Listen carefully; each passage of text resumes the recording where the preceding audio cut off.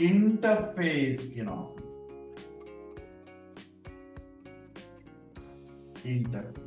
මෙන්න මේක අනුව වර්ග දෙකකට අපිට වෙන් කරන්න පුළුවන්.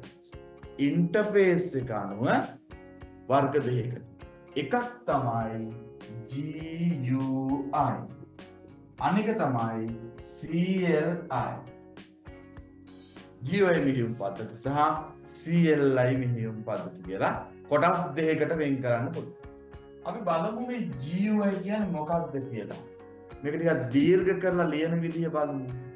Graphical User Interface කියලා කියනවා. right?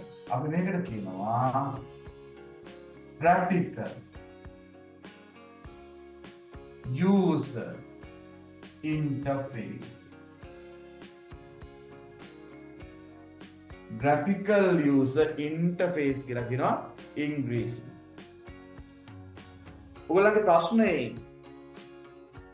මේ ඉංග්‍රීසි වචනේ දාලා නැහැ ප්‍රශ්න අංක 5 කෙටි නම් විතරයි දෙන්නේ. මතක තියාගන්න ඔයගොල්ලෝ විභාගයට ලියන්න ගියත් මේ දීර්ඝව මෙන්න මේ වචනේ දෙන්නේ නැහැ. ඒ නිසාමයි මම ප්‍රශ්න පත්‍රෙත් එහෙම දුන්නේ නැත්තේ. කෙටි නම් දෙක දෙන්නේ GUI. ඇහෙන්නේ නැහැ මට කියනවා ඇහෙන්නේ නැත්තම් දරුවෝ ඔයාගේ ඩිවයිස් එකේ ප්‍රශ්නයක්. right. CLI මෙහෙයුම් පද්ධති කියන්නේ command line interface කියන්නේ. command line interface.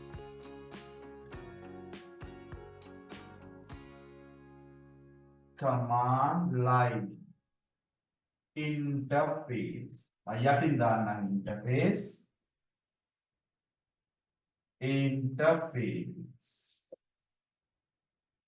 මේ දෙකේ දීර්ඝ නම් මෙන්න මේ. GUI කියන්නේ graphical user interface, CLI කියන්නේ command line interface. මෙන්න මේ දෙක මොකක්ද කියලා තමයි එහෙනම් ස්ක්‍රීන් එකේ පේන විදිය මෙන්න මේ CLI මෙහෙයුම් පද්ධතිය ගොඩක් පාවිච්චි කරේ ඉස්සර කාලේ. මේකෙදී අපිට හම්බ වෙනවා මෙහෙයුම් පද්ධතිය අතුරු මුහුණත වෙන්න මේ වගේ. අපේ පරිගණකයේ මොනිටර් එකේ මේ අතුරු මුහුණත පේන්නේ. මෙය කළු පාට ස්ක්‍රීන් එකක්. සෑම වෙලේම කළු පාට ස්ක්‍රීන් එකක් වෙන්න. මේකේ අපිට අකුරු ටයිප් කරන්න ඕන වැඩක් කරගන්න. නම මොකද්ද? command line interface. right? මේ මෙහෙයුම් පද්ධති වලින් අපි වැඩක් කරගන්න නම් අපි command එකක් ටයිප් කරලා තමයි වැඩේ කරගන්න ඕන. ඒකයි මේකට command line interface කියලා කියන්නේ. ඔයාලා දැකලා ඇති රෑ 10න් පස්සේම ඔය රූපවාහිනී එහෙම යන චිත්‍රපටි වල කම්පියුටර්ස් වල මෙහෙම ටයිප් කරනවා පෙන්වනවා ඇති. කරපු ගමන් ස්ක්‍රීන් එකේ වැටෙන කළු පාට ස්ක්‍රීන් එක. හැබැයි මේ මෙහෙයුම් පද්ධති ඉස්සර තමයි ගොඩක් පාවිච්චි කරේ. හැබැයි සිකියුරිටි ආරක්ෂිත බවින් මේ මෙහෙයුම් පද්ධති වැඩි. පොඩි ගැටලුවකට තියෙන්නේ මේ CLI මෙහෙයුම් පද්ධතිය වල වැඩ කරගන්න ගියාම කමාන්ඩ් එක ටයිප් කරලා තමයි වැඩේ කරගන්නේ. අපි දුම් ෆයිල් එකක් ඕපන් කරන්න ඕන කියලා. ඕපන් කියලා ෆයිල් එකේ නමක් ටයිප් කරන්න. දැන් අපි එහෙම කරන්නේ නෑනේ. අපිට ෆයිල් එකක් සේව් කරන්න ඕන නම් සේව් කියලා ටයිප් කරලා ෆයිල් එකේ නම විස්තර ටික දෙන්න. හැම වැඩක්ම කරන්න කමාන්ඩ් එකක් දෙන්න ඕන. කමාන්ඩ් ලයින් ඉන්ටර්ෆේස් මෙහෙයුම් පද්ධතිය වල. දැන් මේක පරිශීලකයා මේකට කැමති නැහැ. යූසර් අපි මේකට කැමති නැහැ. ඇයි? අපිට සිද්ධ වෙනවා කමාන්ඩ්ස් ගොඩාක් මතකයේ තියාගන්න මේකින් වැඩ කරනකොට. ඒකට ඉතින් අපි කැමති නෑනේ. අපි බලමු ඊළඟට මෙතෙන්ට මම ආයසරයක් එනවා. මේව මොනවද ඉනම් කියන්නේ? මෙහෙයුම් පද්ධති. GUI මෙහෙයුම් පද්ධති. දැන් ඕගොල්ලෝ පරිගණකවල භාවිතා කරන්නේ මෙන්න මේ මෙහෙයුම් පද්ධති. Graphical User Interface. හරිම ලේසි පාවිච්චි කරන්න. මම ඉස්සෙල්ලා මේකට ගත්ත උදාහරණෙම ගන්නම්කෝ. ෆයිල් එකක් ඕපන් කරන්න ඕන නම් කමාන්ඩ්ස් ටයිප් කරන්න අවශ්‍ය නැහැ මේතන. මොකක්ද අපි කරන්නේ? අපිට පුළුවන් මවුස් එක අරන් ගිහිල්ලා අදාළ ෆයිල් එක උඩ ඩබල් ක්ලික් කරලා ෆයිල් එක විවෘත කරගන්න. හරි ලේසි. graphical user නේ. හරි ලස්සන වර්ණ තියෙනවා මේ මෙහෙයුම් පද්ධතිය. ස්ක්‍රීන් එක වර්ණවත්. කළු ස්ක්‍රීන් එකක් නෙමෙයි ලැබෙන්නේ. මේ ස්ක්‍රීන් එකේ තියෙනවා අපිට වැඩ කරගන්න මෙහෙයුම් පද්ධතියේ විවිධ අංග අපිට තියෙනවා. icons තියෙනවා. මේ මෙහෙයුම් පද්ධතියේ icon නැහැ. මේ මෙහෙයුම් පද්ධතියේ icon තියෙනවා. කම්පියුටරේ on කරන් පස්සේ අර ස්ක්‍රීන් එකේ තියෙන චූටි චූටි ඒවාට අපි කියනවා icon කියලා. graphical user interface එකේ මේ icons තියෙනවා. ඊට පස්සේ ෆයිල් එක විවෘත කරගන්න ඕන උනොත් ලස්සන මෙහෙම වින්ඩෝ එකක් එනවා. මේකට වින්ඩෝ එකක් කියනවා. සිංහලෙන් කියනවා කවුළුවක් කියලා. කවුළු විවෘත කරගන්න පුළුවන්. right. ඒ වගේම වැඩ කරගන්න ස්ක්‍රීන් එකේ විවෘත කරගත්තාන් පස්සේ මේ જાති මෙහෙයුම් පද්ධතිය. මේ උඩ තියෙනවා මෙනු. මෙතන තියෙනවා මෙනු. මෙහෙයුම් පද්ධතිය. ෆයිල් එකක් ඕපන් කරන්න, ක්ලෝස් කරන්න මෙතන තියෙන දරුවනේ මෙනු. මේ ෆයිල් එකේ මෙනුස් තියෙනවා. හරි ලේසියෙන් වැඩ කරන්න පුළුවන්. ඒක අපි වැඩ කරන්න ලේසි. user friendly මෙහෙයුම් පද්ධතියක් කියනවා. graphical user interface. මේ දෙක මෙහෙමම තියද්දිම අපි බලමු ස්ක්‍රීන් එකේ මගේ තියෙන මෙහෙයුම් පද්ධති දෙකක්. CLI මෙහෙයුම් පද්ධති සහ GUI මෙහෙයුම් පද්ධති වලට උදාහරණ ඡායාරූප දෙකක්. අපි බලමු විවෘත කරගන්න පුළුවන් වෙයිද කියලා. right. ඔයගොල්ලන්ට දැන් ස්ක්‍රීන් එකේ පේනවා ඇති. මේ තියෙන මෙහෙයුම් පද්ධති වර්ග දෙකක්. බලන්න පරිගණක දෙකක් මේ ඔයගොල්ලන්ට පේන්න තියෙන්නේ. එක පැත්තක තියෙනවා GUI අනිත් පැත්තේ දාලා තියෙනවා CLI කියලා. බලන්න GUI පැත්තේ කොහොමද තියෙන්නේ කියලා. ඒකේ ඔයගොල්ලෝ සාමාන්‍යයෙන් එදිනෙදා පාවිච්චි කරන අර ලස්සන මෙහෙයුම් පද්ධතියක් තියෙනවා. ඊට දකුණින් තියෙන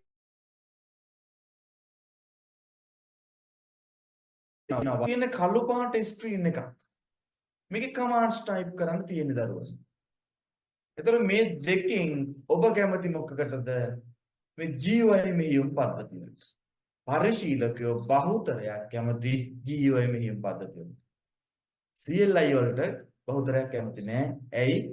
ඒකේ වැඩ කරන්න හොඳ දැනුමක් තියෙන්නත් ඕන, ගොඩක් දේවල් මතක තියාගෙන ඉන්නත් ඕන, කමාන්ඩ්ස් ටයිප් කරන්න ඕන, කරදරයි. මේ දකුණු පැත්තේ තියෙන මෙහෙයුම් පද්ධතිය CLI මෙහෙයුම් පද්ධතියක අපි මවුස් එක එහෙම ඕ හැන්ඩල් කරන්න බෑ. මවුස් එක ඕන විදිහට අරන් පොයින්ට් කරන්න බෑ යම් කිසි තැනකට. ඒව කරන්න බෑ අපිට. අපි මේ සෑම දෙයක්ම කරන්න පුළුවන් වෙන්නේ GUI මෙහෙයුම් පද්ධතිය. දැන් ඔයගොල්ලන්ගේ ප්‍රශ්නෙන් අහන්නේ මොකද්ද? මෙහෙයුම් පද්ධති GUI ලෙස GUI හා CLI ලෙස වර්ග කළ හැකිය. මේ වාගේ වෙනස්කම් මොනවද කියලා අහනවා. මේ වගේ මොනවද තියෙන වෙනස්කම් කියලා අහනවා. මේ දෙකේ. right. ඔයගොල්ලෝ දාගන්න CLI GUI මෙහෙයුම් පද්ධති වල වෙනස්කම්. right. CLI GUI මෙහෙයුම් පද්ධති වල වෙනස්කම්. අපි ගන්න පුළුවන් GUI මෙහෙයුම් පද්ධතියදී මම කියන ඔබ සටහන් කරගන්න වෙනවා ඔබට. GUI මෙහෙයුම් පද්ධතියේ අපි පරිශීලකයට හරිම ආකර්ශනීයයි. පරිශීලකයා හරිම ආකර්ශනීයයි. user friendly මෙහෙයුම් පද්ධතියක් කියන්නේ. ඔබ දාගන්න පරිශීලක ආකර්ශනීය මෙහෙයුම් පද්ධතියක් තමයි GUI කියන්නේ. පරිශීලක ආකර්ශනීය මෙහෙයුම් පද්ධතියකි.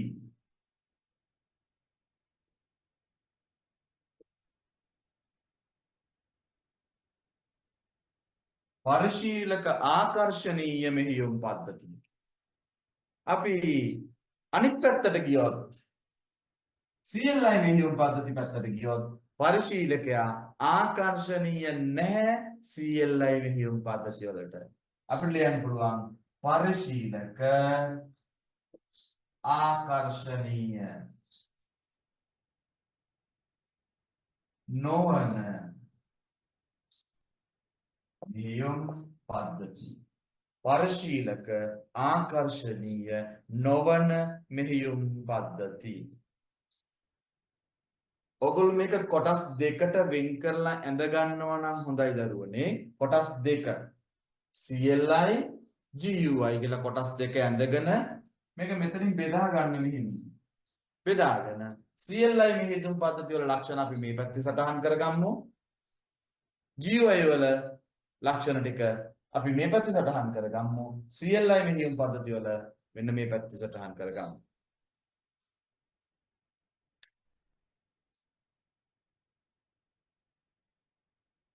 ඒ වගේම මෙතනින් අපිට ගන්න පුළුවන් දෙවෙනි කාරණය පරිශීලකයාට මේක පරිහරණය කරනකොට පහසු වෙන්නේ GUI මෙහෙයුම් පද්ධතිය. පරිශීලකයාට භාවිතය පහසුයි. ඒකයි මේ ආකර්ෂණීය වෙලා තියෙන්නේ. පරිශීලකට භාවිතය පහසුයි මේක. පරිශීලකට භාවිතය පහසුය. භාවිතය පහසුයි. හරි පහසුවෙන් භාවිතා කරන්න පුළුවන් GUI මෙහෙයුම් පද්ධතිය. CLI මෙහෙයුම් පද්ධති පරිශීලකට භාවිතා කරන්න අපහසුයි.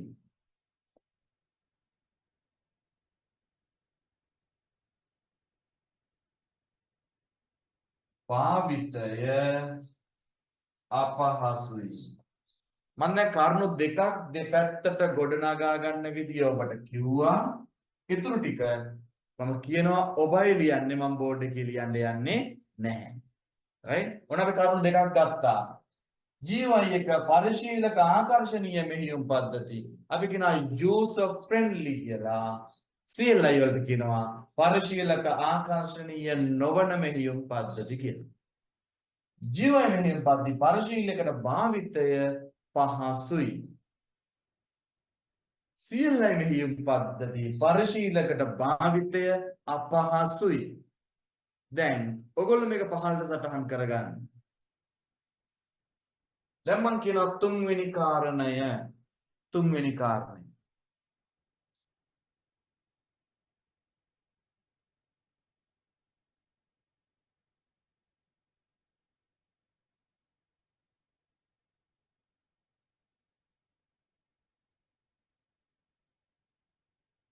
right තුන්වෙනි කාරණයට අපි යනවා.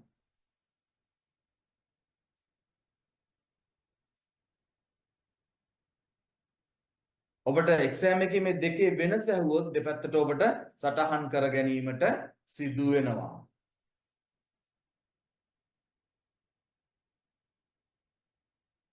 දැන් මම මෙන්න මෙයා ගැන කතා කරද්දි කිව්වා අපි යම් කිසි කාර්යයක් කරගන්න මොනවද කරන්න ඕනේ? හැම වෙලේම කමාන්ඩ් එකක් ටයිප් කරන්න අවශ්‍යයි. එහෙනම් අපි CLI පැත්තේ ලියනවා ඉස්සරලා. යම් කාර්යයක්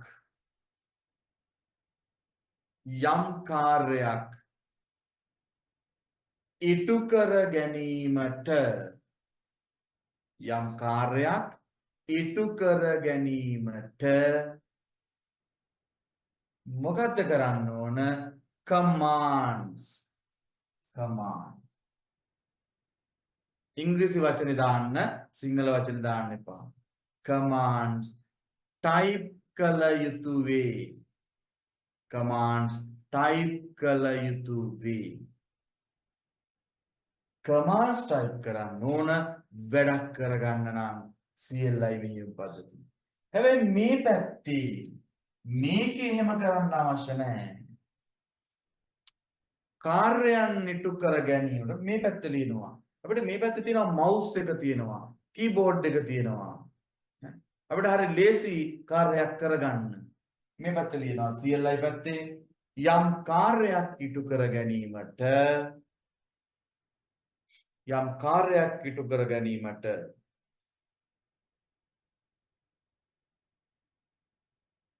මූසිකය මූසිකය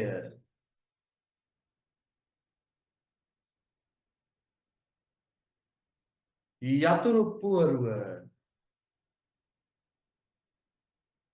පහසුවෙන් භාවිතා කළ හැක පහසුවෙන් භාවිතා කළ හැක මේ පැත්තේ වැඩක් කරගන්න නම් පහසුවෙන් භාවිතා කරන්න පුළුවන් මෙයාට මවුස් එක පාවිච්චි කරන්න බෑ ඒකේ මොනවත් කමාන්ඩ්ස් දෙන්න බෑ CLI වලදී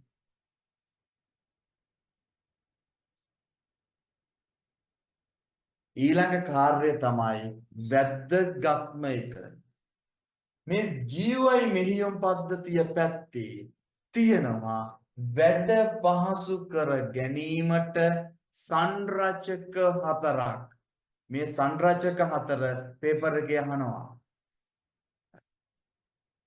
GUI පැත්තේ තියෙනවා මොනවද සංරචක හතරක් තියෙනවා ලියන්න එපා කවුරුත් සංරචක හතරක් තියෙනවා මොකටද මේ සංරචක පාවිච්චි කරන්නේ මේ මෙහෙයුම් පද්ධතියේ වැඩ පහසු කර ගැනීම සඳහා එහෙනම් ඊළඟ කාරණේ ලියනවා අපි මෙන්න මේ පැත්තේ වැඩ පහසු කර ගැනීම සඳහා වැඩ පහසු කර ගැනීම සඳහා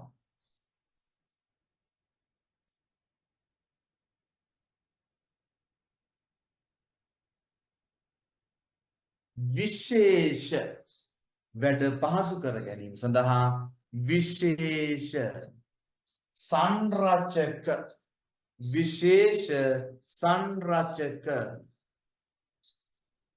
විශේෂ සංරචක හතරක් විශේෂ සංරචක හතරක් දක්නට ලැබේ විශේෂ සංරචක හතරක් දක්නට ලැබේ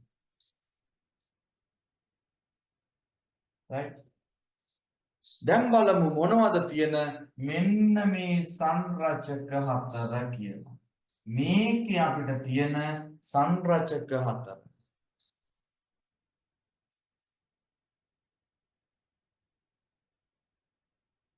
මන්දරුනේ මේ පහලට ගත්තොත් ඉඩ නැති හින්දා මේ සංරචක හතර මේ පැත්තට ගන්නම් මොනවද සංරචක එකක් තමයි මෙන්න මේ GUI මෙහෙයුම් පද්ධතියේ අපිට තියෙනවා වැඩ පහසු කරගන්න වින්ඩෝ අපිට දෙනවා. කවුළු දෙනවා. දැන් කවුළුවක් වින්ඩෝ එකක් කියන්නේ මොකක්ද දන්නේ නැත්නම් මම කෙටියෙන් කියන්නම්. අපි ඔය මවුස් එක එහෙම ඩබල් ක්ලික් කරපුවාම අපි වැඩක් කරද්දී මේ ස්ක්‍රීන් එකේ විවෘත වෙන්නේ. අන්න එකට කියනවා කවුළුවක්. වින්ඩෝ එකක්. ෆයිල් එකක් ඕපන් කරන්න නම් මවුස් එක මෙහෙම ඩබල් ක්ලික් කරාම පස්සේ ෆයිල් එක ඕපන් වෙන්නේ මෙහෙම වින්ඩෝ එකක් විවෘත වෙනවා. මෙන්න මේකට කියනවා කවුළුව කියලා සිංහලෙන්. එහෙනම් එක සංරචකයක් තමයි කවුළුව. එහෙනම් සංරචක හතරෙන් පළවෙනි එක තමයි වින්ඩෝ. වින්ඩෝ. සිංහලෙන් කියනවා මේකට කවුළුව කියලා. පේනවද නේද කවුළුව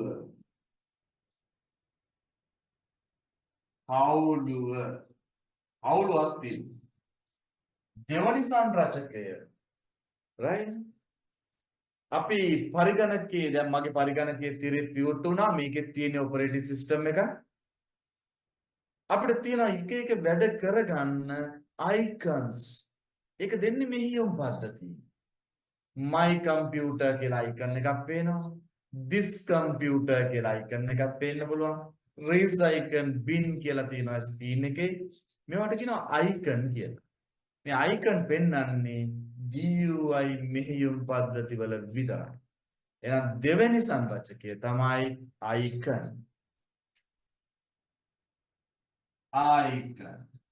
right මේකට දරුවනේ සිංහලෙන් කියන්නේ icon කියලාම තමයි icons. ඔන්න ඔබ දන්නවා GUI මෙහෙයුම් පද්ධතියක තියෙන සංරචක දෙකක්. පේපර් එකේ ඇහුවොත් දෙකක් තුනක් හතරක් අහනවා. අහලක් තියෙනවා. දැන් සංරචක ඔබ දෙකක් දන්නවා. තවත් සංරචකයක් තියෙනවා. මොකක්ද තවත් සංරචකයක්? right.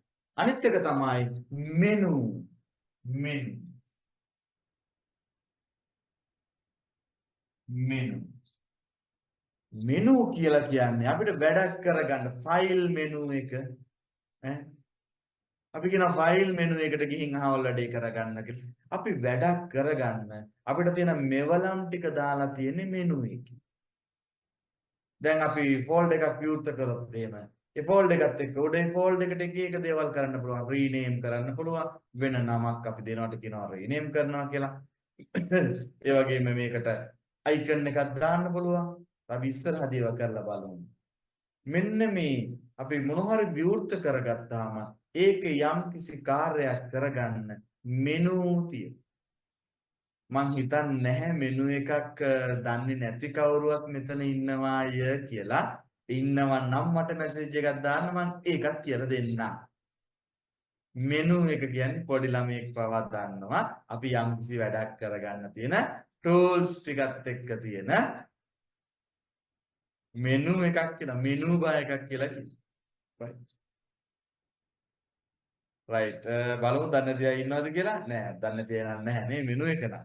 right දැන් මෙනු වලට සිංහලෙන් කියන්නේ නැහැ වෙන එකක්. මෙනුම තමයි කියන්නේ. මෙනු. දැන් ඔබ දන්නා සංරචක තුනක්. මොකේද? මෙහියුම් පද්ධතියක. මොන මෙහියුම් පද්ධතියකද?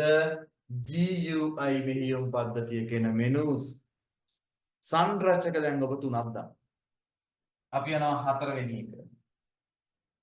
pointer. pointer. මේකට සිංහලෙන් කියනවා දක්වණය කියලා. මේකට කියනවා දක්වණය කියලා. point එකකින් අපිට පුළුවන් mouse එක අරගෙන ගියාම අර screen එකේ පේන cursor එක මේකට තමයි point එක කියන්නේ. මේකෙන් අපිට දක්වන්න පුළුවන් නේ. අපි කියනවා දක්වණය. මේක තියෙන්නේ GUI මෙහියුම් පද්ධතිවල. මෙන්න මේ තියෙන CLI මෙහියුම් පද්ධතිවල දරුවනේ ඔය පහසුකම් මොනවත් නැත. ඔය පහසුකම් මොනවත් නැහැ. මේ හතරම තියෙන්නේ අතක තියාගන්න GUI මෙහියුම් පද්ධතිවල. එක්සෑම් එකේ අහන්න පුළුවන් GUI මෙහියුම් පද්ධතිවල භාවිතා වන සංරචක විශේෂ සංරචක මොනවද කියලා. මොනවද? window, icon, menu, pointer. right? මම හිතනවා මේ දෙකේ දෙපැත්තට කරුණු කීපයක් ලියාගත්තා අපි ප්‍රමාණවත්. ඊට අමතරව තමයි මේ කාරණේ ඔබට වෙනම මම සටහන් කරගන්න කියන්නේ. අහන්න පුළුවන් හින්දා GUI මෙහියුම් පද්ධතිවල සංරචක මොනවාද කියලා අහුවොත් ඔබ මේ හතර කියන්න දැනගෙන සිටිය යුතුයි. right මේක සටහන් කරගන්න. මේකම සටහන් කරගත්තොත් දැන් සටහන්